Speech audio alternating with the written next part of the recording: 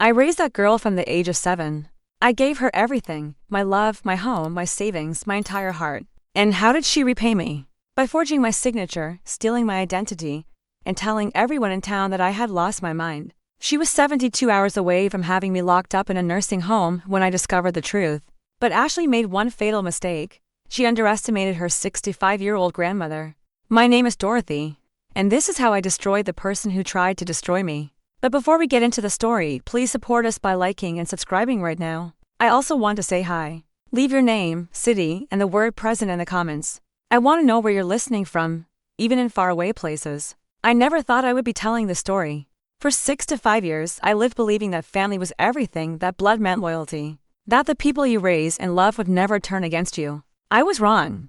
So terribly, painfully wrong. My name is Dorothy Mae Patterson, and I live in Charlotte, North Carolina, in a house that has been in my family for 3 generations. It's a beautiful Victorian home with a wraparound porch, sitting onto acres of land that my late husband Walter and I worked hard to maintain. We raised our daughter Patricia here, watched her grow up, get married, and eventually have a daughter of her own, Ashley. But Patricia's life took a dark turn when Ashley was just 7 years old. A car accident on Interstate 85 took both Patricia and her husband Marcus in one terrible night. I still remember the phone call, the way my knees buckled, the way Walter had to hold me up as I screamed into the receiver. Our daughter was gone. I was only 39 years old, still young enough to start over, but old enough to know that my life would never be the same. Ashley came to live with us that same week. She was a tiny thing with big brown eyes that were always filled with tears. Walter and I poured everything we had into that child. We gave her the best schools, the best clothes, summer camps, music lessons, everything we thought would help heal the wound of losing her parents so young. I was determined to give her the life Patricia would have wanted for her. Walter passed away 6 years ago from a heart attack. It was sudden, unexpected, and it shattered my world all over again. But Ashley was there. She was 21 then, fresh out of college, and she held my hand through the funeral, through the lonely nights, through all of it. I thought we had a bond that nothing could break. After Walter died, I discovered that he had left me in a very comfortable financial position. We had always lived modestly, but Walter was a saver. He had investments, retirement accounts, and of course, the house, which was worth over $700,000 in today's market. I never told Ashley the full extent of what we had. It didn't seem necessary. I was her grandmother, not her bank. Ashley moved back in with me after Walter's death, saying she wanted to take care of me. I was touched. Most young people her age wanted to be out in the world, building their own lives. But my granddaughter wanted to be with me. At least, that's what I believed. The first few years were wonderful. Ashley would cook dinner. We would watch television together. She would drive me to my doctor's appointments even though I was perfectly capable of driving myself. I felt blessed. Other women my age were alone, struggling. But I had Ashley. But then things started to change. It was subtle at first, so subtle that I didn't even notice. Ashley started asking questions about my finances. How much did I have in savings? What were my monthly expenses? Had I thought about making a will? I brushed it off as concern. She was worried about me, I thought. She wanted to make sure I was taken care of. So, I answered her questions. I even showed her my bank statements when she asked. I had nothing to hide from my own granddaughter. That was my first mistake. The changes became more noticeable over the next 2 years. Ashley stopped cooking. She started coming home late. Sometimes not until 2 or 3 in the morning. When I asked where she had been, she would snap at me, telling me I wasn't her mother and she didn't need to report to me. I started finding strange bills in the mail, credit cards I had never applied for, all in my name, all maxed out. When I confronted Ashley about them, she said it must be identity theft, that I should be more careful about where I left my personal information. I believed her. Why wouldn't I? She was my granddaughter. Then came the day I went to the bank to withdraw some money for groceries. The teller looked at me with confusion and said there was only $47 in my checking account. I laughed and told her to check again. There should have been over $15,000. She checked again. $47. I demanded to see a manager. They pulled up my account history and showed me dozens of withdrawals I had never made, transfers to accounts I had never heard of, purchases at stores I had never visited. Over the course of 18 months, someone had drained nearly $100,000 from my accounts. I knew immediately who it was. But I didn't want to believe it. I couldn't believe it. That night, I sat in my dark living room waiting. Ashley came home around midnight, reeking of alcohol and expensive perfume that I certainly hadn't bought for her. She barely looked at me as she walked past. I didn't say anything. I just watched her disappear up the stairs to her room. The next morning, I called my lawyer, Harold Brennan, a man who had been a friend of Walter's for over 40 years. I told him everything. The missing money, the credit cards, my suspicions about Ashley. Harold was silent for a long moment. Then he said something that made my blood run cold. He told me that 6 months ago, Ashley had come to his office with documents for me to sign. She said I had early onset dementia, that I had asked her to handle my affairs, that I wanted to transfer the house into her name for estate planning purposes. I had never signed any such documents. I had never asked Ashley to handle anything, and I most certainly did not have dementia, early onset or otherwise. I was 65 years old, sharp as a tack, and I did the New York Times crossword puzzle every single morning. Harold said he had been suspicious at the time, but Ashley had been so convincing, so tearful, talking about how hard it was to watch her grandmother decline. He felt sorry for her. He notarized the documents. My house, the house my family had owned for 3 generations, was now legally in Ashley's name. I hung up the phone and sat in silence for what felt like hours. The betrayal was so complete, so total, that I couldn't even cry. I just felt empty. That night, I pretended to go to bed early, but I didn't sleep. I sat in my rocking chair by the window, waiting in the darkness, listening. Around 3 in the morning, I heard Ashley come out of her room. I heard her footsteps on the stairs, heard her settle into the living room couch.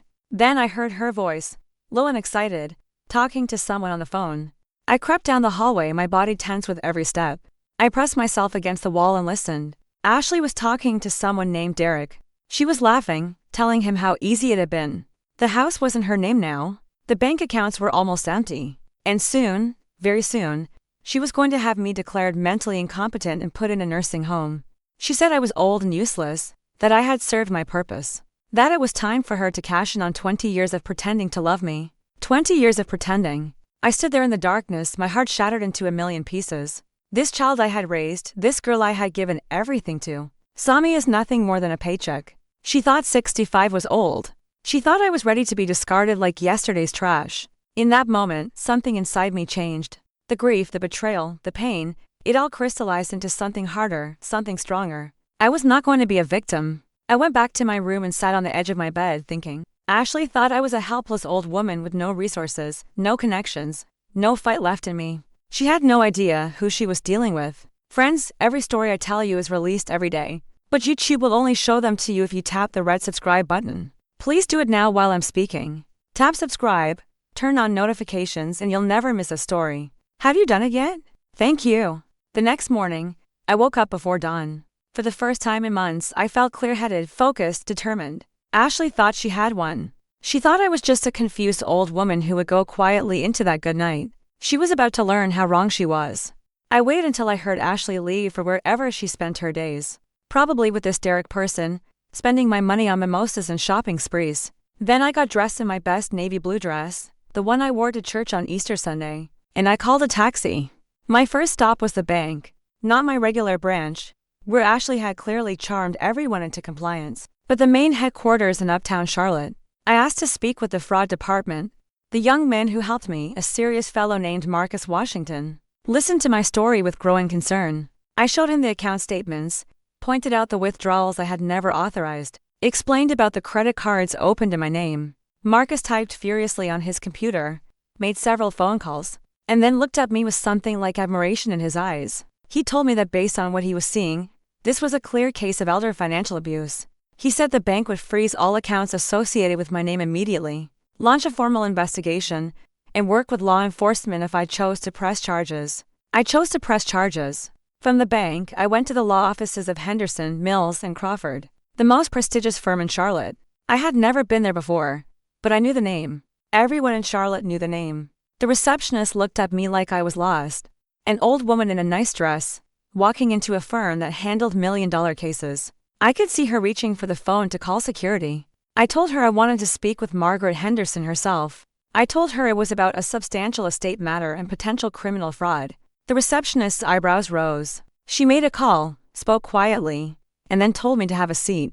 20 minutes later, I was sitting across from Margaret Henderson, a sharp-eyed woman in her 50s with silver hair and a reputation for destroying opponents in court.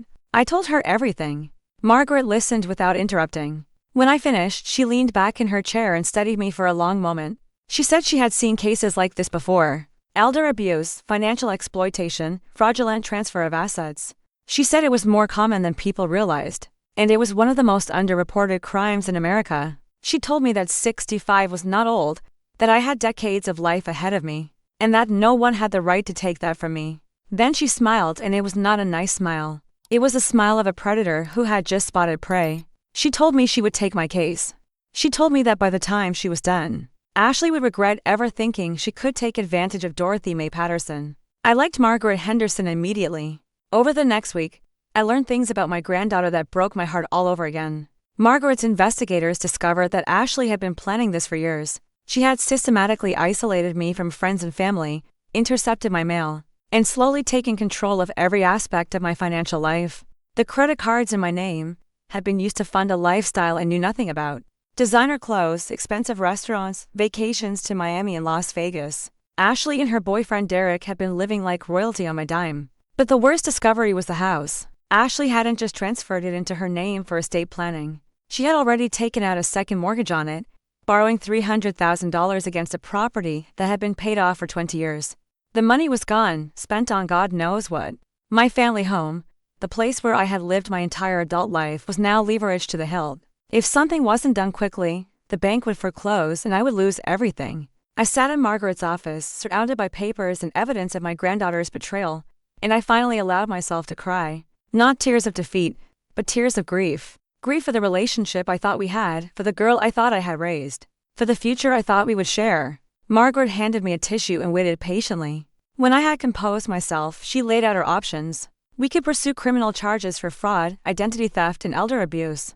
We could file civil suits to recover the stolen money and reverse the property transfer. And we could seek an emergency injunction to prevent Ashley from doing any more damage. I told her to do all of it, every single thing.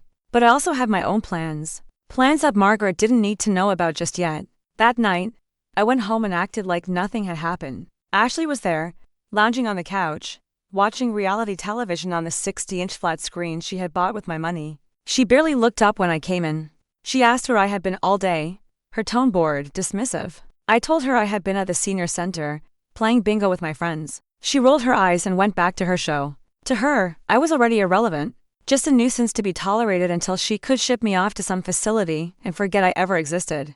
I went to my room and sat in the darkness, thinking about everything that had happened and everything that was about to happen. Ashley thought she knew me. She thought I was just a sweet old grandmother who would believe anything, forgive anything, accept anything.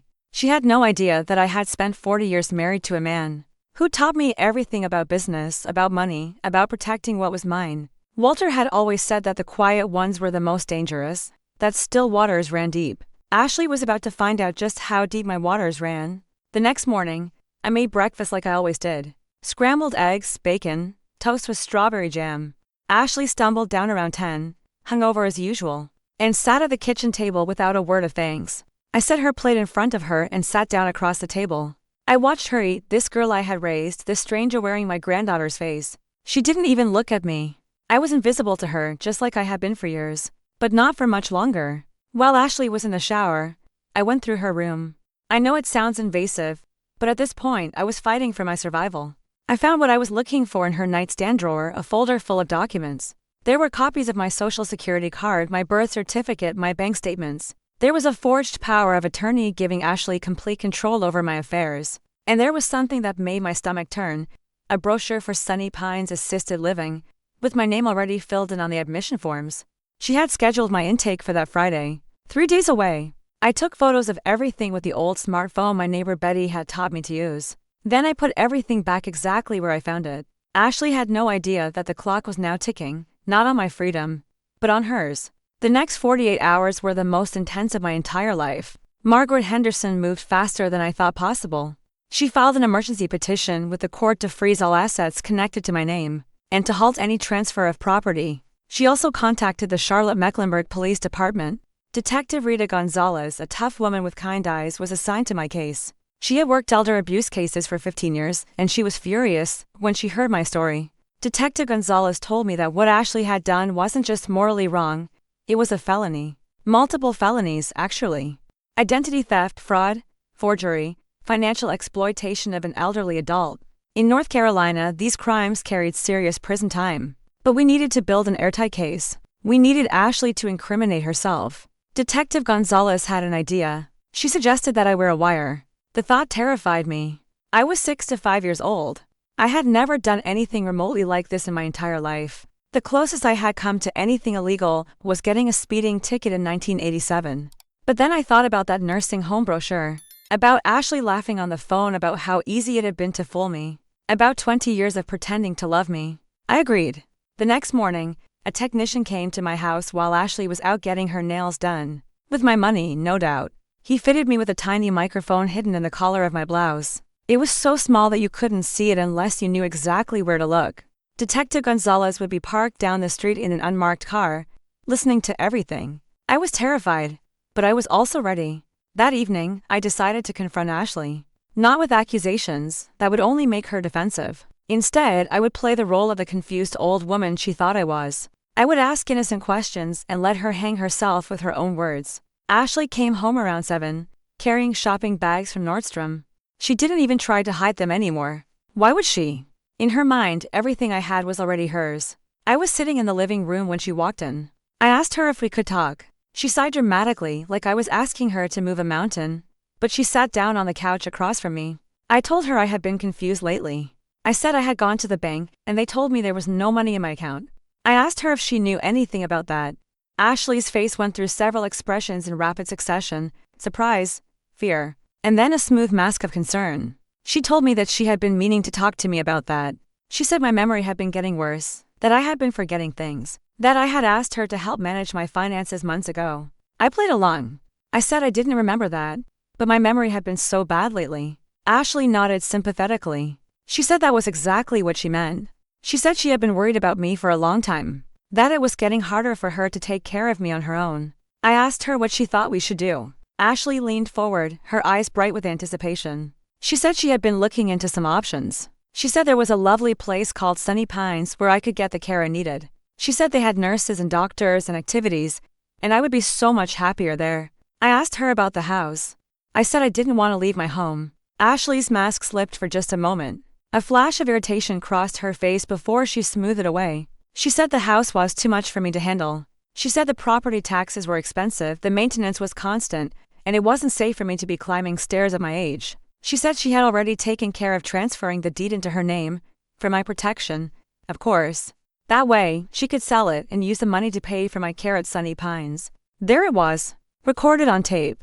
Ashley admitting that she had transferred the house into her name, that she planned to sell it, that she was going to put me in a nursing home without my consent. I wanted to scream at her. I wanted to grab her by the shoulders and demand to know how she could do this to me, the woman who had raised her, who had loved her, who had given her everything. But I kept my composure. I thanked her for looking out for me. I said I would think about Sunny Pines. Ashley smiled, that sweet fake smile I had once thought was genuine. She said there was nothing to think about. She said she had already made the arrangements. She said we would be visiting Sunny Pines on Friday, and I would see how nice it was. I nodded and said that sounded fine. Ashley patted my hand like I was a child and went upstairs to put away her shopping bags.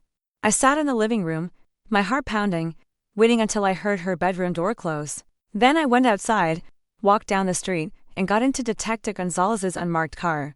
The detective was grinning from ear to ear. She said that was perfect. She said Ashley had just confessed to everything on tape. She said we had enough to arrest her right now. But I asked her to wait. I had a better idea. If you want to know how the story ends and discover many more, hit the red subscribe button. It's free and it helps me a lot. Over the next 2 days, I put the final pieces of my plan into place. Margaret Henderson filed all the necessary paperwork with the court. Detective Gonzalez coordinated with the district attorney's office, and I made some calls of my own. You see, there was something that Ashley didn't know. Something that would make her betrayal even more painful for her in the end. When Walter died, he left everything to me. But he also left detailed instructions about what should happen to our assets when I pass away. Ashley was supposed to inherit the house and a substantial sum of money, but only if she had been caring for me in good faith. Walter had been a cautious man. He had seen too many families torn apart by money, so he had included a clause in his will that I had almost forgotten about. If any beneficiary was found to have committed fraud, theft, or abuse against me, they would be automatically disinherited. Every penny would go to charity instead. Ashley had been counting on a massive inheritance. She had no idea that her own greed had just cost her everything. But that wasn't enough for me. I didn't just want Ashley to lose the money. I wanted her to understand exactly what she had done. I wanted her to feel the humiliation and betrayal that I had felt. So I planned a little gathering. I called my church group, my book club, my neighbors, everyone who had known Ashley since she was a little girl. I told them I was having a small get-together on Thursday evening, the night before Ashley planned to ship me off to Sunny Pines. I said I had an important announcement to make. Everyone was curious, but they agreed to come. Thursday evening arrived. The house was full of people, 30 or 40 of them, all crowded into my living room and dining room.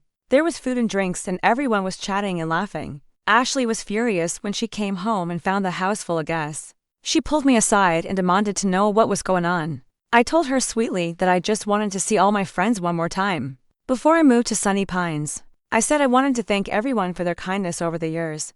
Ashley's eyes narrowed with suspicion, but she couldn't exactly throw everyone out without looking like a monster. So she plastered on her fake smile and joined the party around 8 o'clock. I tapped my glass with a spoon to get everyone's attention. I thanked everyone for coming, I said. I had some important news to share.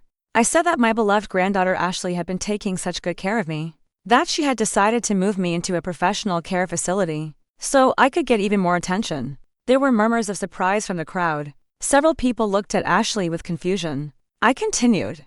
I said that Ashley had been so dedicated to my well-being, that she had taken complete control of my finances, my house, and my medical decisions, all without telling me. The murmurs grew louder. I said that Ashley had been so thorough that she had even forged my signature on legal documents, stolen over $200,000 from my bank accounts, taken out a $300,000 mortgage on my house, and opened credit cards in my name. The room went dead silent. Ashley's face went white as a sheet. I said that Ashley had done all of this while telling anyone who would listen that I had dementia, that I was losing my mind, that I couldn't be trusted to make my own decisions. People were staring at Ashley now, their expressions ranging from shock to disgust.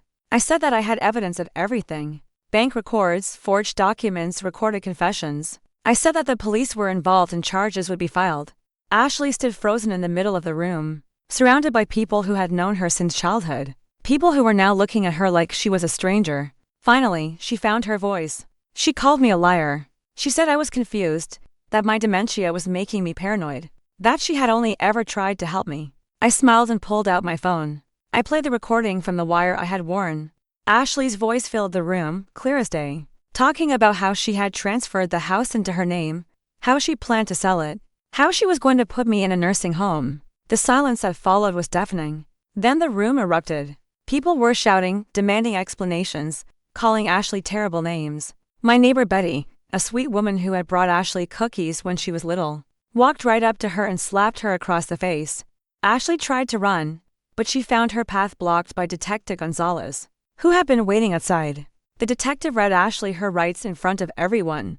Identity theft, fraud, forgery, financial exploitation of an elderly adult, attempted unlawful commitment. The charges went on and on. Ashley was crying, screaming that it wasn't fair, that I had ruined her life. I walked up to her as the detective put her in handcuffs. I told her quietly that I had loved her. I told her that I had given her everything I had. I told her that she had broken my heart in ways I didn't think were possible. And then I told her that she had made one fatal mistake. She had underestimated me. She had looked at me and seen a helpless old woman. But I was 65 years old, not dead. I had decades of life left, and I wasn't going to spend them being victimized by the person I loved most in the world. Ashley just stared at me, tears streaming down her face. Detective Gonzalez led her out of the house and into the waiting patrol car. The neighbors watched from the porch as Ashley was driven away. When the car disappeared around the corner, I felt something I hadn't felt in years: freedom. The weeks that followed were a whirlwind of legal proceedings, media attention, and emotional recovery. Ashley's arrest made the local news, and soon reporters were calling me for interviews. I declined most of them. This was my private pain, not entertainment for strangers. But I did agree to one interview with a journalist named Patricia Wells from the Charlotte Observer. She was writing a series on elder abuse, and she wanted to use my story to help others who might be in similar situations. I met Patricia at a coffee shop in uptown Charlotte. She was younger than I expected, maybe 35, with serious eyes and a gentle manner. I told her everything. The slow isolation, the financial manipulation, the forged documents, the planned commitment to Sunny Pines. I told her about the wire, the confrontation, the arrest. Patricia listened without interrupting, taking careful notes. When I finished, she asked me what I wanted people to take away from my story. I thought about it for a long moment. I told her that I wanted people to understand that elder abuse doesn't always look like violence. Sometimes it looks like a loving granddaughter who slowly takes control of your life. Sometimes it looks like someone who tells you they're helping you while they're actually destroying you. I told her that I wanted other seniors to know that they're not powerless, that there are resources available, lawyers and police and social workers who specialize in these cases, that it's never too late to fight back. And I told her that I wanted young people to understand that their elders are not ATMs or burdens to be disposed of. We are human beings with dignity, with value, with lives that matter. Patricia's article ran the following Sunday. It was on the front page of the local section, with a photo of me sitting on my porch. The response was overwhelming. I received hundreds of letters and emails from people all over the country. Some were seniors who had experienced similar abuse and wanted to share their stories. Some were younger people who had witnessed their parents or grandparents being exploited. And some were just ordinary folks who wanted to offer support and encouragement. One letter stood out from all the rest. It was from a woman in Raleigh named Helen Crawford. She said she was 72 years old and that her own son had been slowly taking control of her finances. She said she had been afraid to speak up because she didn't want to believe that her child could betray her like that. But my story had given her courage. She had called a lawyer and discovered that her son had stolen over $100,000 from her accounts. She was pressing charges. She thanked me for showing her that she wasn't alone, that she wasn't crazy, that she deserved to be treated with respect. That letter meant more to me than anything else that happened during that time. If my pain could help even one other person, then it was worth sharing. Meanwhile, the legal case against Ashley was proceeding. Margaret Henderson was relentless. She uncovered even more fraud than we had initially discovered. Ashley had been stealing from me for almost 4 years, not just 2. The total amount taken was closer to $350,000. She had also been running a scam on social media under a fake name. She had been posting about her elderly grandmother with dementia and collecting donations from sympathetic strangers. She had raised over $40,000 from people who thought they were helping a devoted caregiver. The district attorney added additional charges: wire fraud, mail fraud, making false statements. The list kept growing. Ashley's boyfriend Derek was also arrested. It turned out he had been the mastermind behind the social media scam. He had a history of fraud and had served time in federal prison years ago. Ashley had known about his past and had participated willingly. The two of them had been planning to sell my house, take the money, and disappear to Florida. They had already picked out a condo in Miami. Learning all of this was like being stabbed over and over again. Every new revelation was another twist of the knife. But I refused to let it break me. Instead, I channeled my pain into action.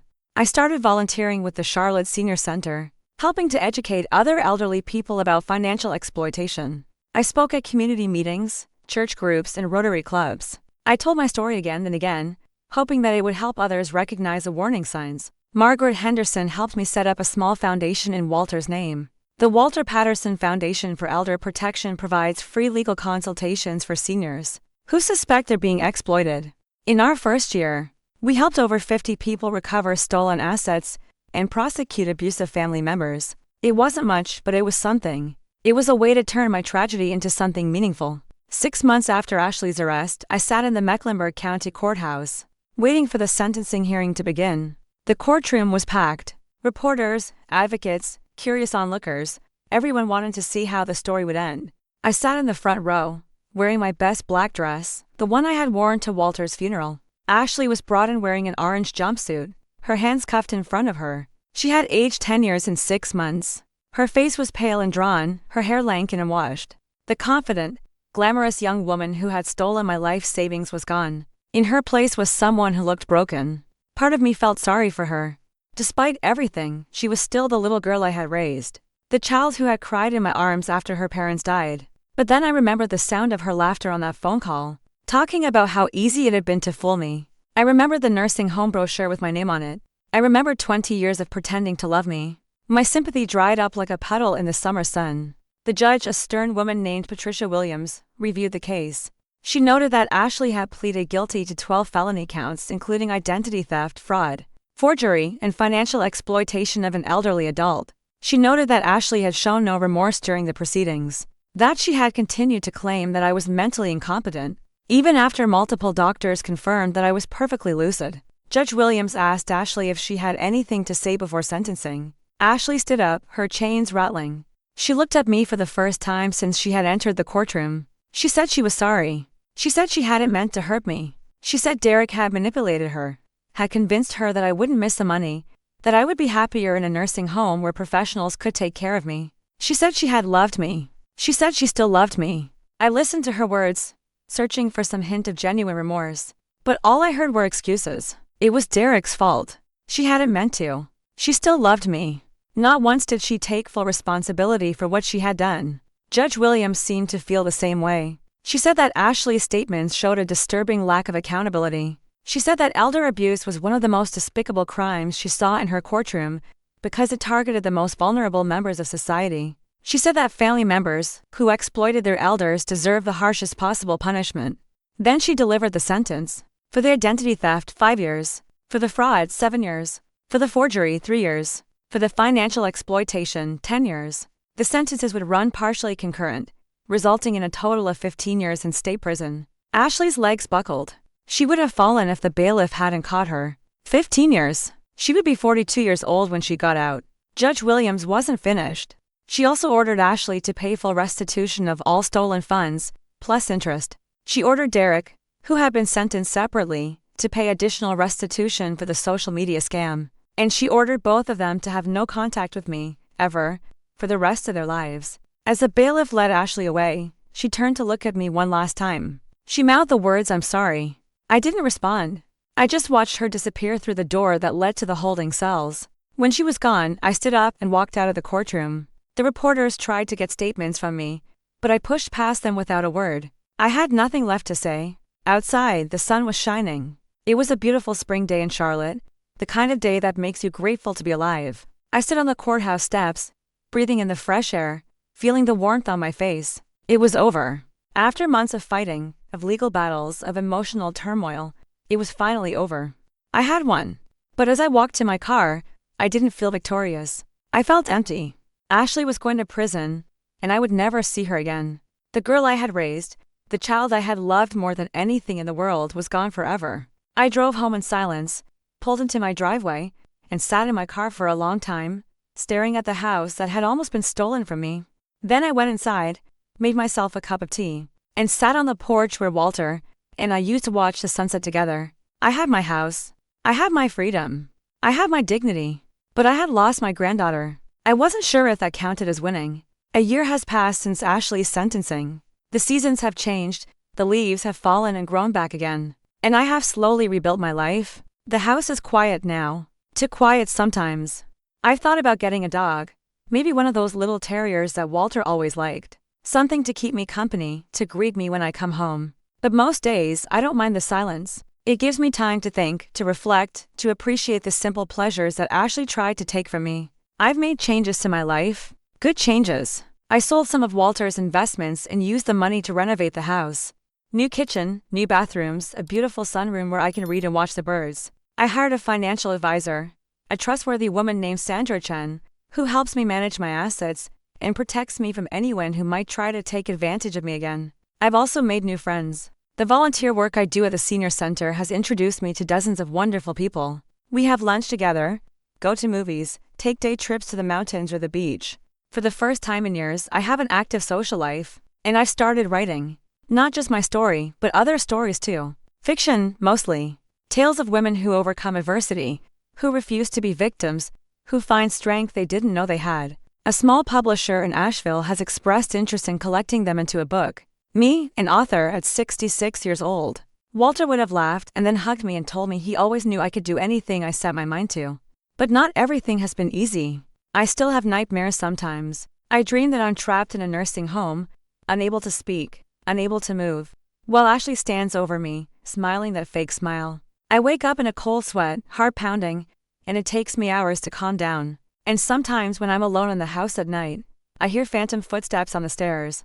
I hear Ashley's voice, laughing on the phone, talking about how easy it had been to fool me. The betrayal doesn't go away. It fades, becomes more manageable, but it never disappears completely. It's like a scar that aches when the weather changes. 3 months ago, I received a letter from the prison. Ashley had written to me. I stared at the envelope for a long time, my hands trembling. Part of me wanted to throw it away unopened. Part of me wanted to burn it. But in the end, I opened it. The letter was 3 pages long, written in Ashley's familiar handwriting. She said she had been in therapy, that she was starting to understand why she had done what she did. She said Derek had been controlling and manipulative, that she had been afraid of him, that she had gone along with his schemes because she didn't know how to say no. She said she understood if I never wanted to hear from her again. But she wanted me to know that she was sorry, truly sorry for everything she had put me through. She said she loved me. She said she had always loved me, even when she was doing terrible things. She said she hoped that someday, maybe not now, maybe not for years, I might find it in my heart to forgive her. I read the letter 3 times. Then I put it in a drawer and didn't look at it again. I don't know if I'll ever forgive Ashley. I don't know if I can. The wounds are too deep, the betrayal to complete. But I've decided not to carry hatred in my heart. Hatred is a poison that destroys the person who holds it more than the person it's directed at. I learned that from Walter, who never held a grudge in his life. So I've chosen to let go of the anger, even if I can't let go of the pain. I've chosen to focus on the good things in my life, on the friends and the work and the future that still stretches out before me. I'm 66 years old. I have maybe 20 or 30 years left if I'm lucky. I don't want to spend them being bitter. Last month, I gave a speech at the National Conference on Elder Abuse in Washington, D.C. 300 people in the audience, advocates and lawyers and social workers from all over the country. I told them my story. I told them about Ashley, about the theft and the fraud and the planned commitment. I told them about the wire and the confrontation and the trial. And I told them about the aftermath. About rebuilding my life, about finding purpose, about refusing to be defined by what had happened to me. When I finished, the audience gave me a standing ovation. Afterward, a young woman approached me. She said her name was Maria, and she was a social worker in Los Angeles. She said my story had inspired her to do more, to fight harder, to protect the vulnerable people in her care. She asked me if I had any advice for someone just starting out in this work. I thought about it for a moment. I told her to listen. Really listen. Because elder abuse victims often don't speak up. They're ashamed, or afraid, or they don't want to believe that their own family could hurt them. You have to earn their trust before they'll tell you the truth. I told her to believe. When someone finally does speak up, believe them. Don't dismiss their concerns as confusion or paranoia. Take them seriously. And I told her to fight. Fight for the people who can't fight for themselves. Be their voice, their advocate, their champion. Because everyone deserves to live with dignity, no matter how old they are. Maria hugged me and thanked me, and I watched her walk away with tears in my eyes. That's what my life is now. Helping others. Sharing my story. Making sure that what happened to me doesn't happen to anyone else. It's not the life I imagined when I was young. But it's a good life. A meaningful life. And it's mine. It's Sunday morning, and I'm sitting on my porch with a cup of coffee, watching the sunrise paint the sky in shades of pink and gold. The birds are singing in the trees, and somewhere down the street I can hear children laughing. I think about everything that has happened over the past 2 years. The betrayal, the fight, the victory, the loss. I think about Ashley, sitting in a prison cell somewhere, paying for her crimes. I think about Walter, who would have been so proud of how I handled everything. And I think about myself. About the woman I was before all this happened and the woman I've become. Before, I was invisible. I was a grandmother, a widow, an old woman who faded into the background of her own life. I let people make decisions for me because I didn't want to cause trouble. I accepted disrespect because I thought that was just what happened when you got older. But I'm not invisible anymore. I'm Dorothy Mae Patterson, and I matter. My voice matters. My life matters. My dignity matters. At 66 years old, I have learned something that many people never learn. Your worth is not determined by your age, your health, or what other people think of you. Your worth comes from within, from the choices you make, from the way you treat others and demand to be treated in return. I could have given up. When I discovered what Ashley had done, I could have accepted my fate, let her ship me off to Sunny Pines, spent my remaining years in a fog of helplessness and despair. But I chose to fight. I chose to reclaim my life, my home, my identity. I chose to stand up and say no more.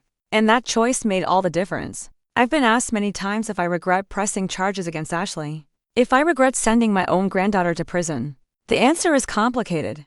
I regret that it was necessary. I regret that the little girl I raised turned into someone capable of such cruelty. I regret that our relationship was destroyed beyond repair. But I don't regret standing up for myself. I don't regret demanding justice. I don't regret showing the world that elder abuse has consequences. Because the alternative, staying silent, letting Ashley win, spending my final years in a nursing home I didn't need while she spent my money, would have been worse. It would have been a betrayal of everything I believe in, everything Walter and I built together, everything I want my life to mean. So yes, I sent my granddaughter to prison. And I would do it again. The phone rings, interrupting my thoughts. It's my friend Betty, calling to remind me about our book club meeting this afternoon. We're reading a mystery novel set in the 1920s. And Betty is convinced she's already figured out who the killer is. I laugh and tell her I'll be there at 2 o'clock. After I hang up, I sit for a while longer, just enjoying the morning. The coffee is warm, the breeze is gentle, and the world is beautiful. I think about the future. The books I want to write. The places I want to visit. The people I want to help. There's so much life left to live, so much good left to do. Ashley tried to steal that future from me. She tried to convince everyone that I was old and useless, that my best days were behind me, that I needed to be put away somewhere and forgotten. She was wrong. My best days are not behind me. They're right now, today, this moment, and tomorrow will bring more good days and the day after that. Because I am not a victim. I am not a burden. I am not invisible. I am Dorothy Mae Patterson. I am 66 years old, and I am just getting started. If you enjoyed the story, click subscribe and tell me in the comments what part impressed you. There's more tomorrow. See you there.